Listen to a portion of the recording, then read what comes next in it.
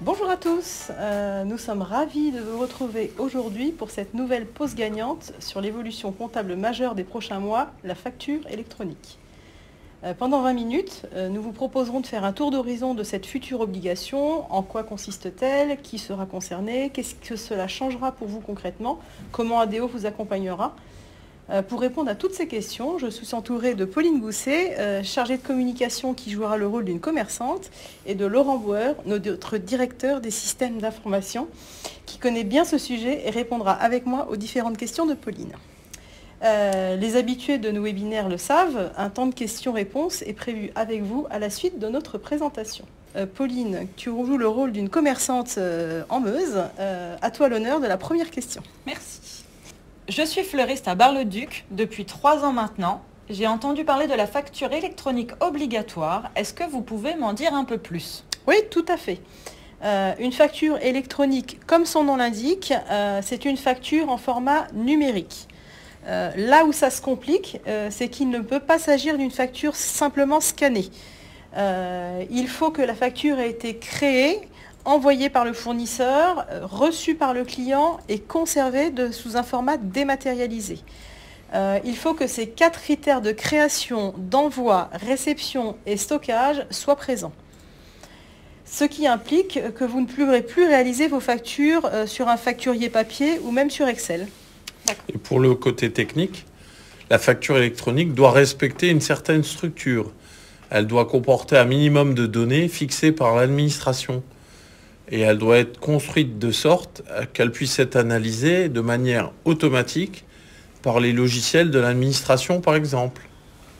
D'accord. Donc je ne pourrai plus rédiger de facture sur mon facturier papier si j'ai une commande pour une entreprise, par exemple. Tout à fait. Vous devrez nécessairement réaliser votre facture sur un logiciel qui soit compatible avec les normes fixées par la facture électronique. Et comme le précisait Catherine tout à l'heure, vous n'aurez plus à envoyer la facture à l'entreprise cliente par courrier. Je vous propose de voir tout cela sur un schéma. Si on reprend votre exemple, vous êtes l'entreprise A qui émet la facture. Votre outil de facturation la déposera automatiquement sur la plateforme de votre choix. De son côté, votre client, l'entreprise B, qui est destinataire, va récupérer cette facture sur sa propre plateforme. La DGFiP va extraire quant à elle les données de la facture, notamment le prix hors taxe, la TVA et les informations du fournisseur. Elle va ainsi contrôler les flux de facturation entre entreprises. D'accord. Ça me fait penser au fonctionnement de Chorus Pro, que j'avais déjà utilisé pour une commande publique. Oui, c'est tout à fait le même principe. Les entreprises qui ont pour clients des organismes publics sont déjà soumises à cette obligation de passer sur une facture en ligne, une plateforme en ligne, en l'occurrence Chorus Pro. Le changement important, c'est que cette obligation va s'étendre dans les prochaines années progressivement à toutes les entreprises assujetties à la TVA et qu'elle concerne toutes les transactions entre les entreprises, pour les ventes aux particuliers, pour les ventes aux collectivités comme c'est déjà le cas, et a priori pour les transactions internationales également. D'accord. J'ai entendu parler du 1er juillet 2024 comme date butoir, c'est bien cela? Oui, c'est tout à fait une date importante à retenir. D'ailleurs, le déploiement va être progressif. L'État a fait le choix de séquencer le déploiement en 2 parties. L'obligation de recevoir les factures sur un format électronique et ensuite l'obligation d'émettre ces factures sur le même format. L'obligation de recevoir les factures va concerner toutes les entreprises, quel que soit leur effectif, quel que soit leur secteur d'activité, à partir du 1er juillet 2024. L'obligation d'émettre des factures électroniques se fera en plusieurs étapes. Alors pour vous, comme pour l'ensemble des clients ADO, l'obligation interviendra au 1er janvier 2026. Mais pour les entreprises de taille supérieure, elle interviendra dès 2024 pour les plus grosses et en 2025 pour celles de taille intermédiaire. D'accord. Donc finalement, c'est à partir de juillet 2024. Donc j'ai un petit peu le temps de voir venir, non? Alors c'est ce que nous disent beaucoup de nos clients. Sauf qu'il faut retenir 3 choses. Premièrement, la facture électronique va changer en profondeur la façon dont les entreprises vont devoir gérer leur administratif et toute la facturation, règlement y compris. Deuxièmement, chaque entreprise va devoir, avant le 1er juillet 2024, avoir choisi une plateforme sécurisée pour recevoir ses factures électroniques. Et puis enfin, chaque entreprise va devoir s'assurer que le logiciel de facturation qu'elle utilise respecte bien les normes de la facture électronique. Changer de logiciel de facturation ou s'équiper d'un logiciel de facturation prend un peu de temps. Il va falloir l'anticiper. Et chez ADO, nous avons voulu accompagner nos clients dès à présent dans ce changement. Un questionnaire a été conçu pour vous connaître et vos outils et vos habitudes de travail et vous conseiller. Il vous sera envoyé dans les prochains jours par mail. Je vous invite vivement à y répondre. Oui, je regarderai et je compléterai bien ce questionnaire, merci. Mon comptable m'a parlé il y a quelques mois d'un outil sur Serfrance Connect. Est-ce que ça pourrait convenir comme logiciel? Oui, tout à fait. L'outil Je réalise mes factures qui est disponible sur Serfrance Connect est tout à fait compatible avec les nouvelles obligations de la facture électronique. Et il est payant? Non, il est compris dans la lettre de mission comptable. Vous y avez donc accès à tout moment, sans limitation, sur votre PC, sur votre smartphone. Et vous pourrez également y gérer vos devis, vos bons de livraison, etc. Si vous voulez, nous avons des vidéos tutoriels, je peux vous en envoyer un. Envoyez, je veux bien. Oui. Parfait. Ça pourrait m'être utile, en effet, merci. J'en reviens aux factures des fournisseurs. Avec la dématérialisation des factures, je n'aurai plus la possibilité de contester une facture. Comment ça va se passer? Alors sur la future plateforme, votre facture fournisseur apparaîtra avec un statut. En fait, il y a un système de workflow qui va permettre de visualiser l'état de vos factures sur la plateforme. Donc, votre fournisseur, par exemple, si on voit sur le schéma, va déposer sa facture sur la plateforme de son choix. Elle aura ainsi le statut déposé. Puis cette facture, elle va être mise à votre disposition sur votre propre plateforme, de manière automatique. Si vous la validez, cette facture, elle va avoir l'état approuvé. Et lorsque vous aurez fait le règlement de cette facture, elle aura un statut encaissé. À l'inverse, 2 niveaux de statut pourront également être possibles. Soit rejeté, c'est-à-dire la facture, elle peut être rejetée par la plateforme, par votre plateforme, pour des raisons techniques. Par exemple, elle n'a pas le bon format, elle ne respecte pas la norme de la facture électronique. Soit elle pourra être refusée. Donc en cas de litige, vous pourrez dire « je refuse la facture » et dans ce cas-là, votre fournisseur devra la corriger s'il en est d'accord et l'éditer à nouveau. Donc par le principe classique, un avoir et une nouvelle facture. D'accord, je comprends mieux le fonctionnement, merci. Je ne pourrai plus faire de facture papier, tout passe désormais par la plateforme, d'accord, mais pour ma caisse, comment ça va se passer? Alors pour ce qui est de la caisse, tout comme les ventes intracom ou ventes internationales, l'administration fiscale a précisé que les entreprises concernées devront déposer sur la plateforme sécurisée le Z de caisse, le fameux Z de caisse, soit toutes les semaines pour les dossiers en TVA mensuel, soit tous les mois pour les dossiers en TVA annuel. Un nouveau rythme à prendre. Hein. Oui, c'est un rythme soutenu en effet. Oui. Et pour ce qui est de la plateforme à choisir, comment je m'y prends? Est-ce qu'il y a des critères? Alors, côté des plateformes, il y a beaucoup d'organismes qui sont en train d'en développer. Le réseau Serfrance en fait partie. En effet, nous sommes convaincus que proposer une plateforme à nos clients s'inscrit dans la continuité de notre mission comptable. Nous sommes déjà au cœur de la facturation des différentes entreprises. Et en proposant cette plateforme sécurisée, on permet à nos clients de centraliser toutes leurs données sur une seule plateforme en lien avec les organismes avec lesquels nous travaillons déjà, notamment l'administration fiscale. Et cela, bien sûr, sans risque que les données comptables déposées soient diffusées en externe, et d'autant plus que ces plateformes seront compatibles, bien sûr, avec les normes RGPD et de sécurité globale. Ah oui, très bien. Alors, est-ce que je peux déjà m'inscrire sur cette plateforme? Alors pour le moment, malheureusement, aucune plateforme n'est disponible. Elles sont en cours de développement. Par la suite, ces différentes plateformes devront recevoir un argument de sécurité et de conformité de la part de l'État, ce qui est prévu à partir du 2e semestre 2023. Donc il faut donc encore patienter. Rassurez-vous, nous reviendrons vers vous en temps utile. D'accord, merci. En parlant d'administration, ça me fait penser que la boutique voisine a eu un contrôle fiscal il y a 2 semaines. Comment ça se passe en cas de contrôle? Je n'aurai plus de documents à présenter. Alors, vous avez tout à fait raison de faire le lien. L'administration fiscale va déjà avoir accès à bien plus de données qu'aujourd'hui, puisqu'elle aura quasiment en temps réel une visibilité sur vos factures, vos mouvements financiers, votre caisse. En cas de contrôle, ce ne seront plus les documents papier qui feront foi, seules vos factures numériques, dématérialisées et scellées bien sûr, seront reconnues comme étant valables. D'accord, d'accord. Et au final, ça va m'apporter quoi tous ces changements? Ça va clairement impacter la gestion quotidienne de vos factures. Vous allez devoir être beaucoup plus régulière en fait, pour faire vos exports de Z de caisse, comme Catherine l'expliquait tout à l'heure, mais aussi votre facturation client et fournisseur. Du côté d'ADO, la bonne nouvelle, c'est que vous n'aurez normalement plus à nous scanner les documents ou déposer vos pièces comptables comme par quelque moyen que ce soit. Nous les récupérerons directement auprès des plateformes. Alors ce changement va vous permettre quand même d'avoir un suivi comptable beaucoup plus régulier, puisque nous aurons vos pièces comptables au fil de l'eau, et non plus plusieurs fois par an, comme c'est le cas pour certains de nos clients. Par exemple, ceux qui ne sont pas soumis aux obligations de TVA mensuelles.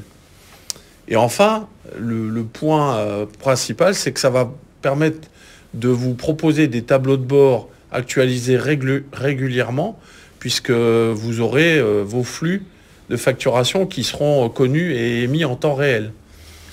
Et cela vous permettra de mieux piloter votre activité.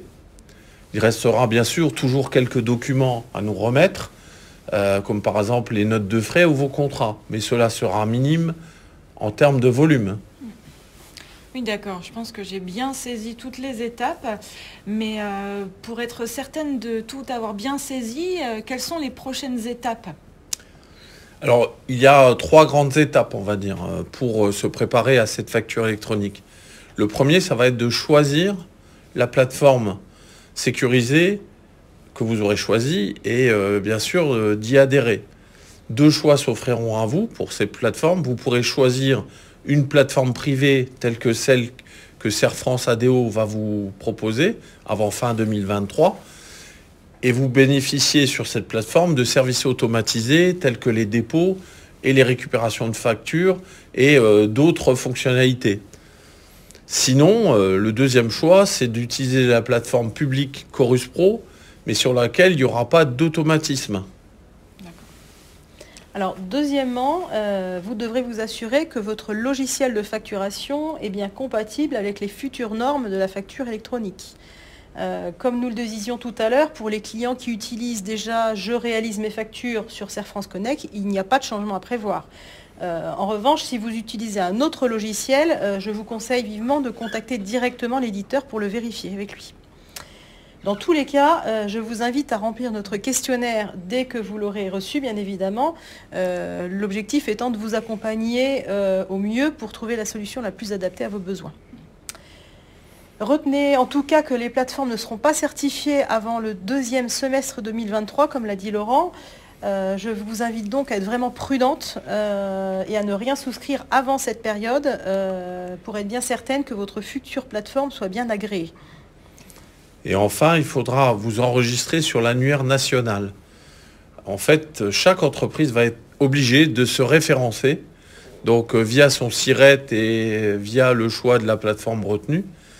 Et cet annuaire, il va servir de référence pour le transfert des factures entre les plateformes privées. Ça va permettre de router les factures d'une plateforme à l'autre. Si on reprend le schéma de départ, vous voyez apparaître cette notion d'annuaire national entre les différentes plateformes. Pour votre future inscription à l'annuaire, vous serez sollicité en temps utile par l'administration fiscale. D'accord. Eh bien, merci pour toutes ces explications. Je vais bien entendu remplir le questionnaire que Serre France ADO va m'envoyer très prochainement. Et je vais me renseigner sur mon futur logiciel de facturation. Merci beaucoup. Eh bien, merci à tous les deux pour cet échange. J'espère que nous avons été clairs et que vous comprenez désormais mieux cette future obligation et ce qu'elle va changer pour nous tous. Je me permets d'ajouter qu'il reste encore des points d'incertitude pour lesquels on attend encore des réponses de l'administration fiscale. Je vous propose maintenant de passer à la partie questions-réponses et vous pouvez utiliser l'onglet questions qui est en bas à droite de votre écran. Alors, comment faire avec les factures tickets de caisse via le logiciel de caisse? Est-ce qu'on a déjà la réponse, Laurent?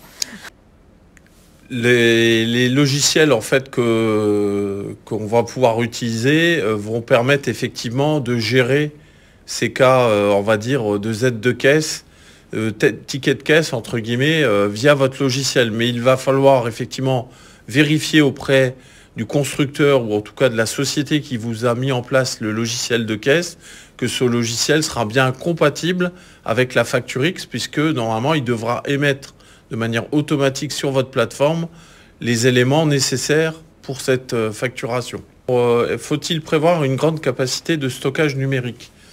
En fait, il faut savoir que sur la plateforme que vous aurez choisie, les factures vont être stockées dans la plateforme. Donc vous n'avez pas besoin de stocker vos documents en local puisque la plateforme va les stocker pour vous. Donc c'est un point important.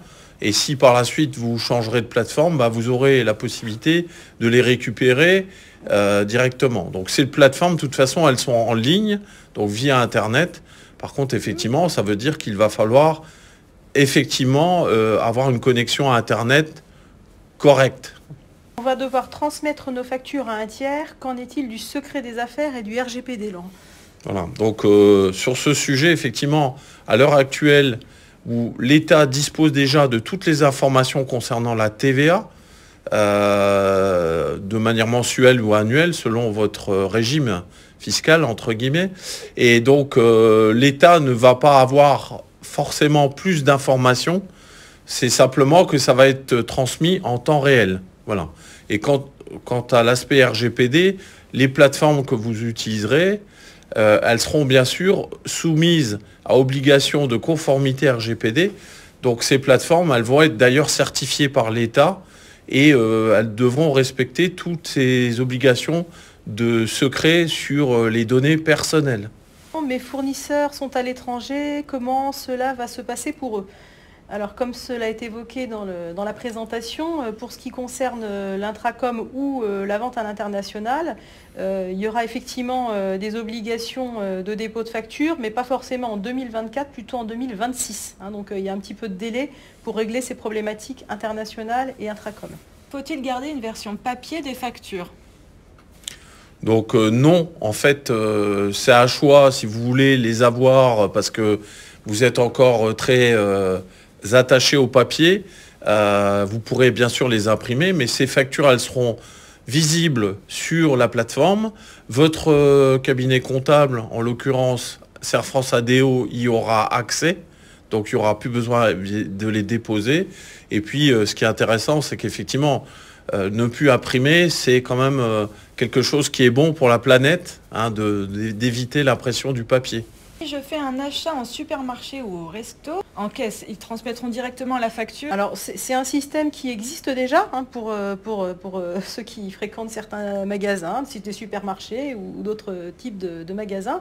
Vous l'aurez noté, maintenant on vous demande parfois votre mail tout simplement pour ne pas éditer le ticket de caisse et vous recevez votre ticket par mail. Donc ça existe déjà, le principe existe déjà. Il sera forcément mis en lien avec les plateformes, mais c'est déjà un principe qui existe. Donc oui, effectivement, ça va se développer. Est-ce que Serfrance Connect peut être relié à Chorus Pro? Alors c'est une possibilité. Déjà à l'heure actuelle, alors c'est en phase, on va dire, de test, entre guillemets, mais c'est une possibilité. Mais voilà, les plateformes, comme on le précisait, ne sont pas forcément disponibles aujourd'hui, elles ne sont pas terminées, sont encore en cours de développement, mais on va dire que ça va se mettre en place. Alors on avait une question sur le coût de souscription approximatif à une plateforme. Alors, la plateforme, comme on le précisait, la plateforme Chorus Pro, donc la plateforme de l'État sera gratuite, mais sans service et puis d'automatisation, etc. Alors que les plateformes privées, les coûts vont être dépendants des plateformes. Aujourd'hui, on va dire qu'on va être de l'ordre de quelques dizaines de centimes par facture, on va dire émise. Et il y aura également des coûts d'utilisation des plateformes. Mais aujourd'hui, les tarifs ne sont pas réellement définis et connus. Donc ça va évoluer en fonction, on va dire, des développements en cours. Certains fournisseurs nous envoient déjà des factures PDF par messagerie. Est-ce que cela aussi va changer? Alors, oui. Oui, ça va changer, effectivement, parce que la facture en format PDF ne répond pas totalement aux règles de facturation électronique. C'est un début, hein, je dirais, on est sur une notion numérique, on n'est plus sur une notion papier, mais c'est encore pas suffisant pour rentrer dans la réglementation de la facture électronique. Donc concrètement, ces fournisseurs qui envoient aujourd'hui des factures en format PDF par mail, ce qui est déjà une belle avancée, demain, via leur outil de facturation, déposeront cette facture directement sur leur plateforme et que vous réceptionnerez vous-même sur votre plateforme. Voilà. Donc oui, un changement également pour ce type de facturation. Oui. Voilà. Et pour préciser ce que dit Catherine, c'est qu'en fait le format facture électronique, donc on parle notamment de Facture X, c'est un format qui reste visible, donc c'est visiblement, vous allez recevoir un PDF, mais ce PDF va contenir des données que vous ne voyez pas, mais qui vont être exploitées en fait par les plateformes. Donc vous pourrez toujours avoir un format visible et lisible. Voilà. Comment faire quand on a un magasin pour clients particuliers? Les particuliers n'ont pas forcément de plateforme pour récupérer leurs factures, d'autant plus que les personnes âgées n'ont pas forcément d'ordinateur. L'obligation de facture électronique concerne toutes les transactions entre entreprises, donc n'oublions pas ce principe-là. Néanmoins, pour les entreprises qui font de la vente aux particuliers, via une caisse, vraisemblablement, nous l'avons évoqué, vous serez tenu de transmettre le fameux Z de caisse régulièrement, selon le rythme de TVA, aux plateformes. Hein. Donc c'est via ces transmissions que l'information sera passée. Comment ça va se passer pour une facture non payée par un client? Nous devrons faire les relances par la plateforme ou en version papier? Alors, en fait, via les plateformes, vous allez pouvoir savoir en temps réel l'état de facturation ou en tout cas l'état de règlement de vos factures. Par contre, les relances clients, vous allez les faire de la même manière que vous le faisiez précédemment via la plateforme, mais simplement, ça sera... Alors, les plateformes intégreront certainement des principes de relance, hein, des systèmes de relance avec les 3 niveaux qu'on connaît. Mais voilà, on aura besoin de pouvoir, vous pourrez faire cette relance de manière classique, comme vous le faisiez précédemment. S'il y a un bug informatique, piratage, perte de données, faut-il faire des sauvegardes en permanence?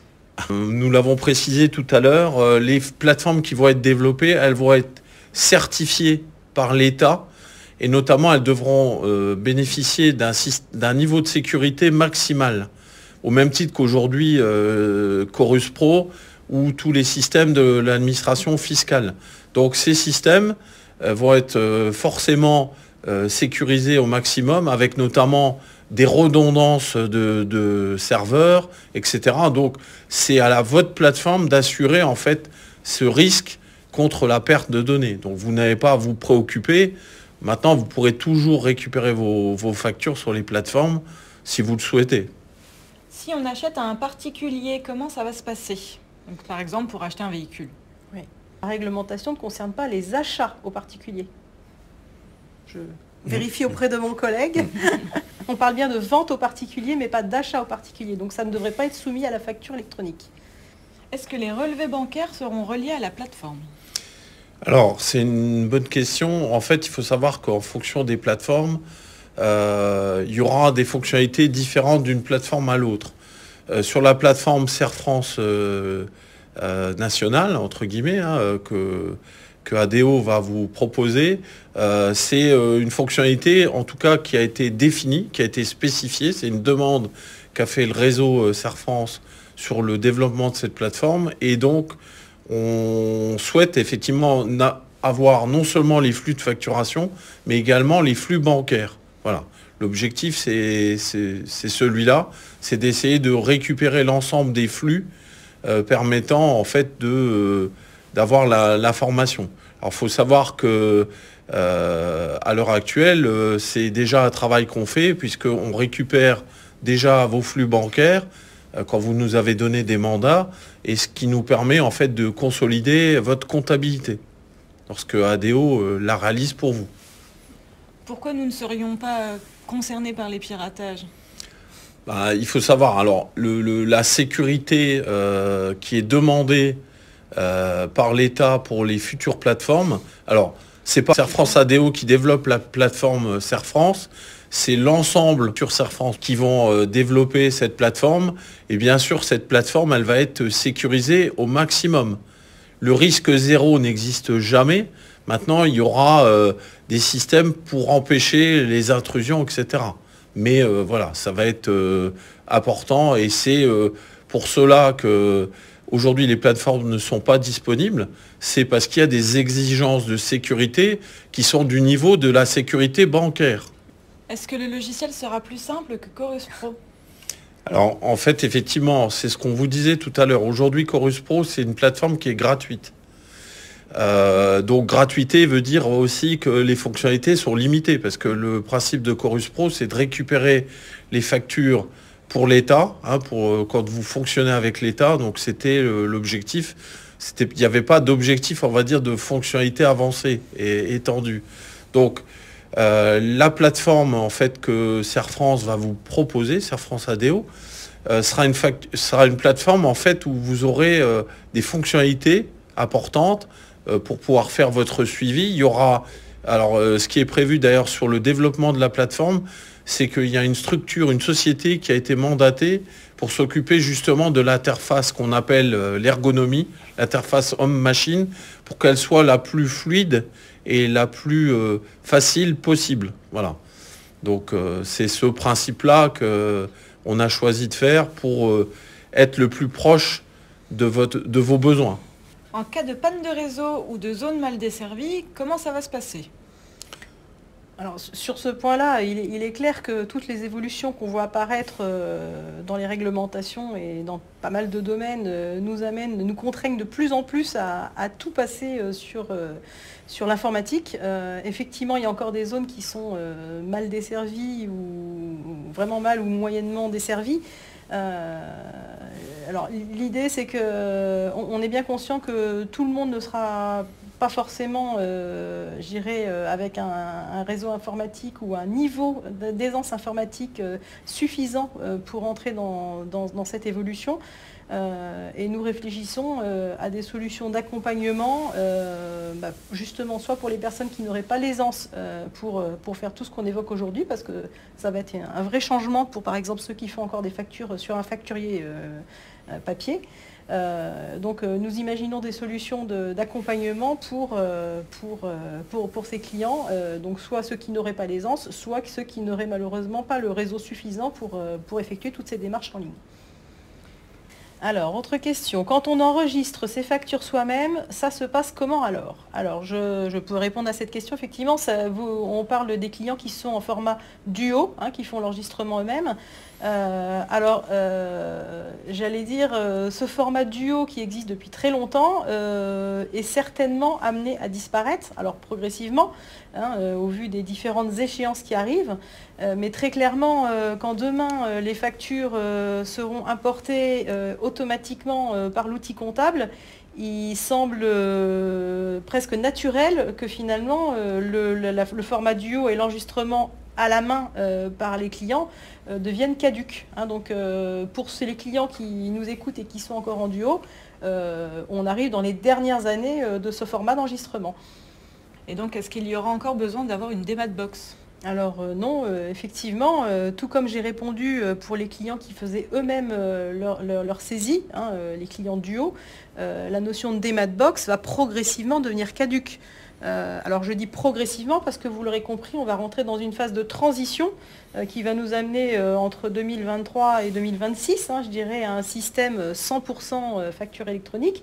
Mais évidemment, entre aujourd'hui et 2026, nous aurons encore besoin de transmettre des documents, au cabinet comptable. Donc oui, effectivement, après 2026, où l'ensemble, je dirais, des factures seront de toute façon obligatoirement déposées sur des plateformes, effectivement, les DMAT-Box n'auront plus d'intérêt en termes de transmission au comptable. Il n'y a plus de possibilité de saisir soi-même les factures. Est-ce que ça engendrera un surcoût pour les clients? Alors c'est difficile de répondre à cette question. On ne sait encore pas totalement comment les choses vont se mettre en place, notamment en termes de coûts, comme l'a dit Laurent. Donc j'avoue qu'il est peut-être un petit peu difficile de répondre à cette question-là dans l'immédiat. Et pour préciser, effectivement, ADO vous propose déjà, en fait, sur Serfrance Connect, la possibilité de saisir vos factures. Si vous n'avez pas de logiciel, sur la plateforme, vous avez déjà cette possibilité. Et sans coût, puisque Serfrance Connect est une prestation gratuite. Le coût par facture, tu l'as évoqué, ouais. Tout à l'heure, on a parlé de coût par facture, mais comme on vous le disait, aujourd'hui, on ne sait pas exactement quels vont être les coûts des futures plateformes. En plus, le mode de facturation de ces coûts, il y a des coûts induits. On n'a pas encore décidé ou réfléchi à l'heure actuelle, savoir comment il va être, entre guillemets, si vous utilisez la plateforme Serfrance ADO, on ne sait pas encore comment on va reporter ces coûts d'utilisation. Ça reste en réflexion, c'est dans notre, on va dire, dans nos feuilles de route, voilà, comme le dit Catherine, mais on verra aujourd'hui, tout ça est encore très flou, entre guillemets, mais voilà, c'est sûr qu'il y aura des coûts d'utilisation. Après, voir comment ils vous seront reportés, ça sera... c'est pas en cours de réflexion. Voilà. Est-ce que le prix de la comptabilité va baisser? Alors, moi, je vais peut-être répondre et je laisserai peut-être que Catherine compléter. Ce qu'il faut savoir, c'est que la facturation électronique ne va pas remettre en cause les principes comptables. C'est-à-dire que la comptabilité va toujours falloir la continuer.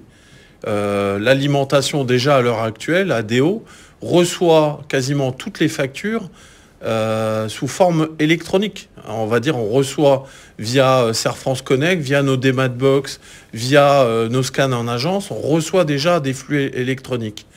Et donc, dans le futur, c'est-à-dire à partir de 2026, on va devoir effectivement, on va récupérer les données plus facilement. C'est pareil, vous aurez vos factures d'achat et de vente qui vont être visibles sur vos plateformes, et ça va vous permettre en fait d'avoir une visibilité totale et facile, puisqu'il n'y a plus besoin effectivement de stocker les factures, de faire des classeurs, voilà, les données seront disponibles directement.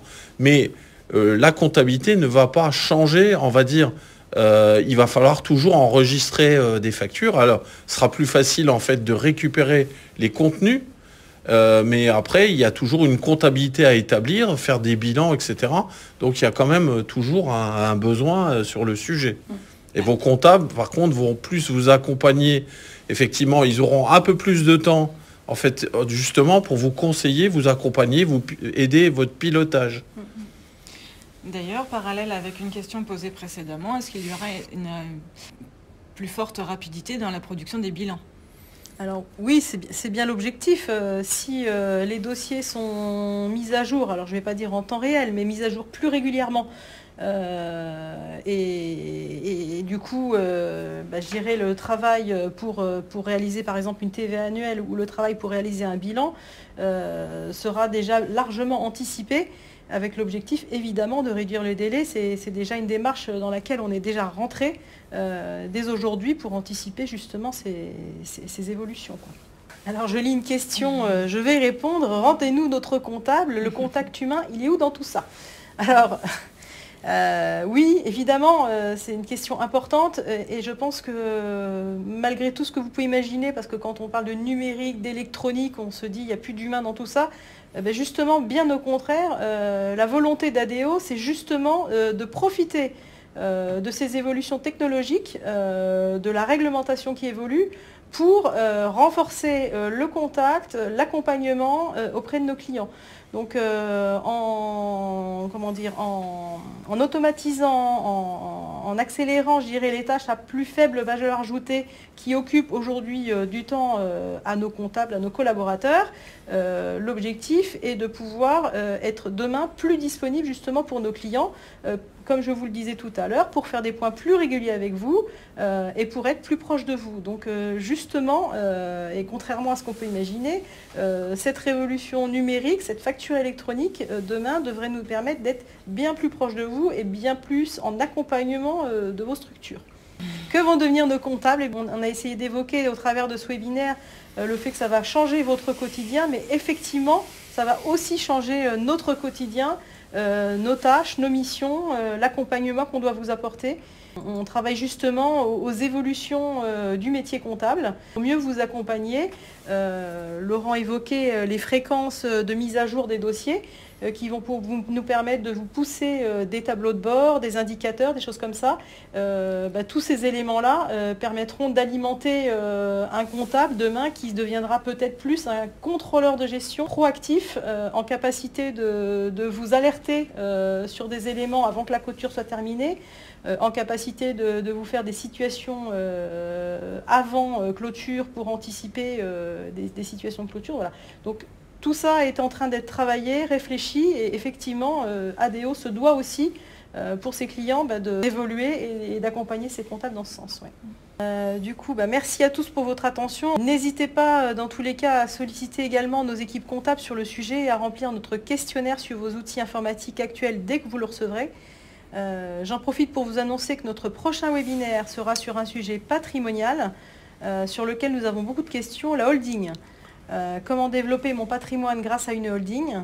C'est la question à laquelle nous répondrons jeudi 16 mars prochain. Alors d'ici là, très bonne journée à tous. Encore merci pour votre présence et à bientôt. Merci. Au revoir. Merci, au revoir.